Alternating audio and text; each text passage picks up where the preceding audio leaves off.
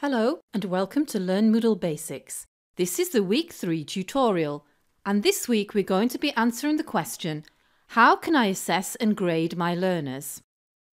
The Week 3 section has a book, Assessing and Evaluating, where you'll get an overview of the gradebook and learn how to set up an assignment and a quiz. You'll also learn how to allow other participants into your course to test out your assignment and quiz and give you feedback. Moodle can help you with many different types of assessment. For example, at the moment you're working on a peer assessment activity called a workshop.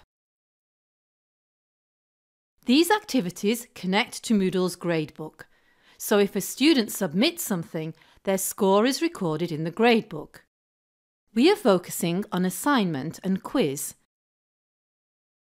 Quiz is a very powerful and useful means of assessment, and with the exception of the essay question type, which you have to grade manually, as long as you tell Moodle the answers, the quiz will automatically grade your students. You can provide hints to help at every step of the way if you want to, or give no feedback at all. The quiz has very detailed reports on every student, how long they took, which questions they got right and wrong, and you can click on incorrect questions and see exactly which errors they made. There are also useful reports represented graphically. Now, we can only look briefly at quiz in this course, but if you take your training further, you can explore more advanced features.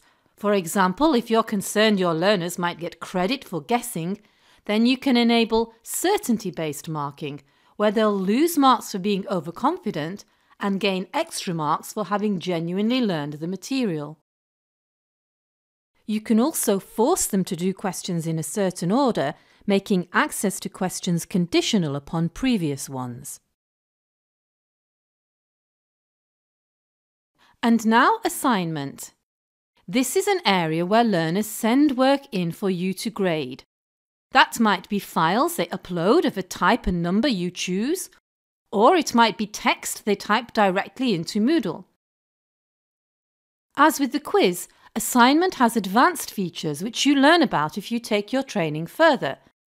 For instance, instead of grading with a single number like 100, you could use a marking guide or a rubric. Instead of having students submit work individually, they can work as a team and submit a group project.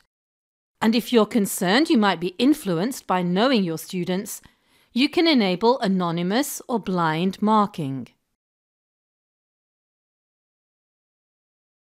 If your administrator allows it, you can also annotate directly on student submissions. So these activities can be graded in Moodle. However, database, forum and glossary are not automatically connected. You need to enable what Moodle calls ratings, and you'll have seen ratings in our Any Questions forum and in our recipe database. Students can't rate each other by default, but you can give them permission to do this, and you can create your own rating scales, as we did with our Delicious scale. To do this, you need to work directly in Moodle's gradebook. Let's go there now. To access the gradebook, click Grades from the nav drawer, and the screen that displays first is the Grader report, where you have an overview of each student and their graded activities. There are other useful reports you might like to look at too. The user report shows the grades of just one user, and this is what your students see when they click the Grades link in the nav drawer. If we click Scales, we go to create a new custom scale, such as our Delicious scale. Just click the button to add a new scale, remembering to start with the lowest and then move up to the highest. If you look again at the gradable activities, you might wonder, as our tweeter Martin did, how can you grade an activity that's not on that list, such as a wiki?